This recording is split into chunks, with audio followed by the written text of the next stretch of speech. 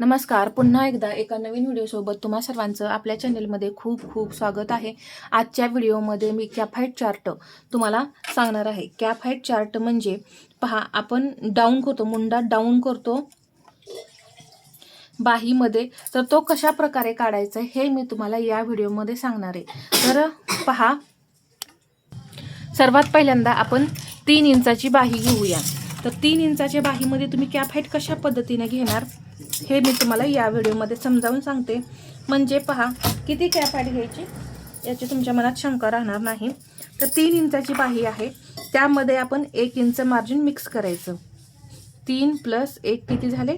4 inch. तर मी इथं 4 इंचावरती marking करून घेतलं. एक लाईन अशी ओढून घ्यायची. आता आपण नेहमी जेव्हा बाहीचं कटिंग करतो त्यावेळेस काय करत होतो पहा, वरून अशी बाहीची कॅप हाईट घेत होतो. 3, 2.5 अशी आपण कॅप हाईट घेत होतो. परंतु या बाहीमध्ये तसं करायचं नाही. 3 इंचाची 2.5 इंचाची जेव्हा बाही तुम्ही कटिंग करता त्यावेळेस तुम्ही वरून खाली कॅप हाईट कधीही घ्यायची नाही. इथून पहा, खालच्या साईडून इथून आपल्याला असं 1.5 इंचावरती मार्किंग करायचंय. मग किती शिल्लक राहतंय पहा, असं 2.5 इंच शिल्लक राहते. म्हणजे कॅप हाईट तुमची इथं किती येणार आहे? 2.5 इंच. परंतु हे प्रत्येक वेळी 2.5 इंच येईल असं आहे का? नाही. आता इथे पहा, मी 1.5 इंच घेतलंय. तर तुमचं इथे मार्जिन जे आहे वरती आणि इथे पहा, इथे थोडंसं आणि इथे थोडं असं शिवून तुमचं मार्जिन जाऊन तुमचं इथं मार्जिन जे आहे ते 1 किंवा पाऊण इंच इथं राहणार. जर तुम्हाला तिथं 1.25 इंच मार्जिन हवं असेल तर काय करायचंय? 1.25 इंच मार्जिन हवं असेल त्यावेळेस तुम्ही असं 1.25-2 इंचावरती मार्किंग करून घेऊन बाकीचं जी काही राहील ते तुम्ही कॅप हाईट म्हणून वापरायचं आहे. म्हणजे इथं तुम्हाला किती अंतर शिल्लक हवं आहे यावरती डिपेंड आहे तुमची मुंड्याची खोली, म्हणजे कॅप हाईट जी आहे ती किती येते.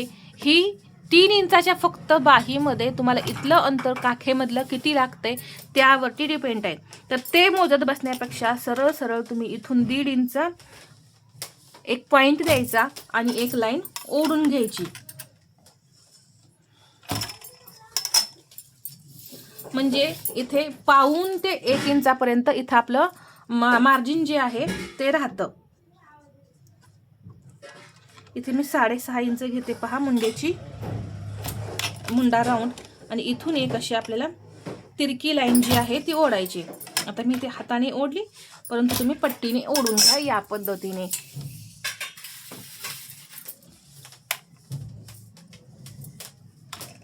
इथून सेंटर करायचा, समसमान 4 भाग करायचे. इथे 1 इंचावरती एक पॉइंट देऊन घ्यायचा. डिटेलमध्ये बाही पाहायची असेल तर आपले बाहीचे व्हिडिओ आहेत. फर्स्ट पॉइंट 1/2 इंचावरती, सेकंड पॉइंट 1/2 इंचावरती, हा तिसरा पॉइंट 1/2 इंचा असा खालच्या साईडला पॉइंट घ्यायचा आहे. आणि इथून या पद्धतीने आणि इथून असा या पद्धतीने हा आकार द्यायचा.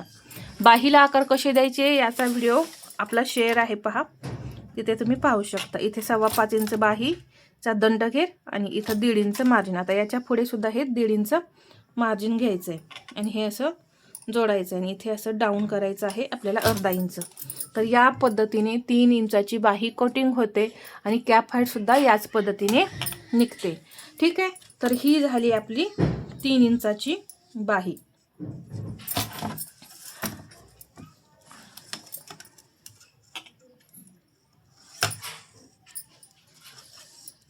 आता याच्या पुढे जी बाही असते पहा,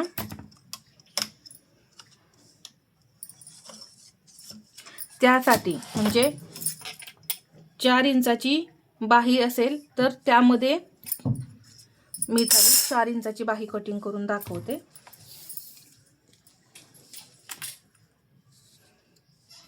पहा, 4 + 1 5.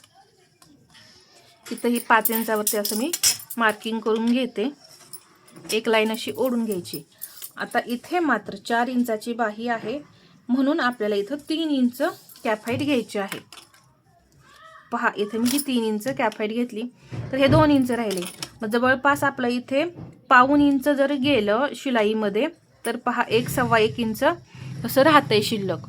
तर म्हणून फक्त 4 इंचाच्या बाहीमध्ये आपण 3 इंच कॅफाईट घ्यायची आहे. आणि बाकी सर्व बाहीमध्ये तुम्ही कॅफाईट जी आहे ती 3.5 इंच घ्यायची. पहा अशी एक तिरकी लाईन ओढून घ्यायची या पद्धतीने,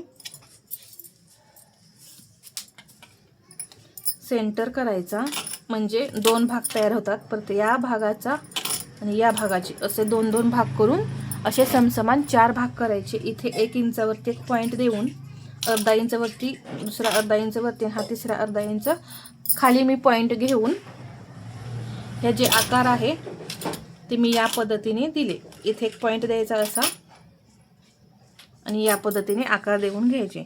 जर डिटेलमध्ये तुम्हाला बाहीचे आकार पाहायचे असतील तर पहा आपल्या चॅनेलवर व्हिडिओ आहे.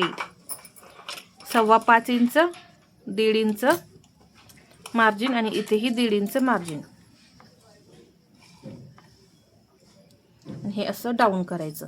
तर ठीक आहे, 3 इंचाच्या बाहीमध्ये आपण खालून घ्यायचं आहे 1.5 इंच.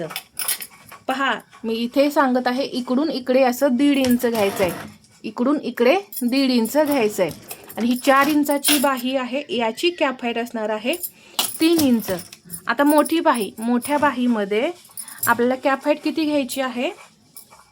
3.5 इंच.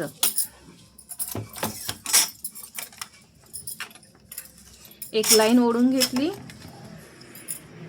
इथेही एक अशी लाईन ओढली. आता इथून 5 इंचाच्या पुढे पहा, 5 इंचाच्या पुढे जी बाही असते त्याला 3.5 इंच कॅफाईट वापरायची आहे आपल्याला. 5 इंचाच्या पुढे जी बाही आहे त्याला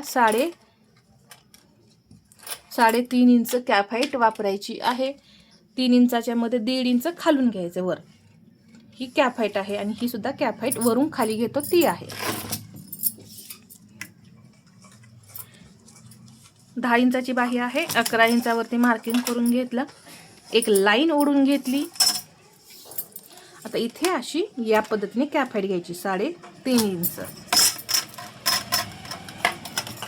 एक अशी लाईन ओढून घ्यायची आणि या लाईनवरती मुंडा जो आहे तो घ्यायचा आहे 6.5. आपण सर्व बाहीचं 6.5 म्हणजे एकाच साईजची बाही पाहत आहोत. 3 इंचाची बाही सुद्धा त्याच साईजची पाहिली आणि 4 इंचाची सुद्धा, म्हणून ही बाही सुद्धा 10ची बाही सुद्धा आपण त्याच साईजची पाहत आहोत.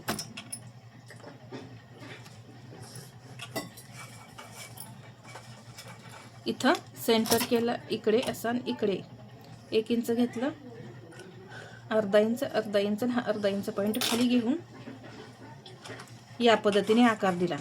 बाहेरचा आकार देण्यासाठी हा अर्धा इंच पॉईंट, इथे 1.5 इंच पॉईंट, या पद्धतीने हे आकार देऊन घ्यायचे. आता इथे मी हे अंदाजे मी पॉईंट घेतलेले आहेत आकार देण्यासाठी.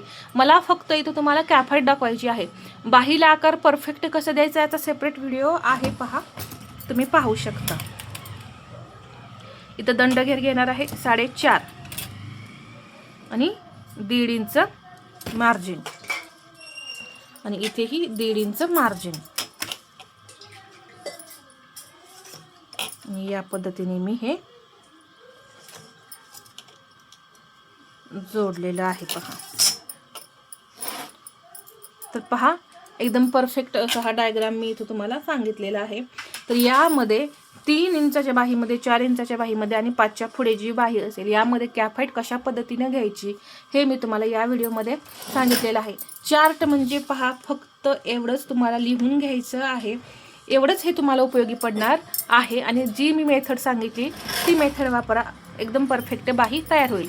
तर आजचा हा व्हिडिओ तुम्हाला कसा वाटला हे मला कमेंटमध्ये सांगा. आणि व्हिडिओ आवडला असेल तर लाईक करा, शेअर करा आणि असेच नवनवीन व्हिडिओ पाहण्यासाठी आपल्या चॅनलला सबस्क्राईब करायला विसरू नका. धन्यवाद.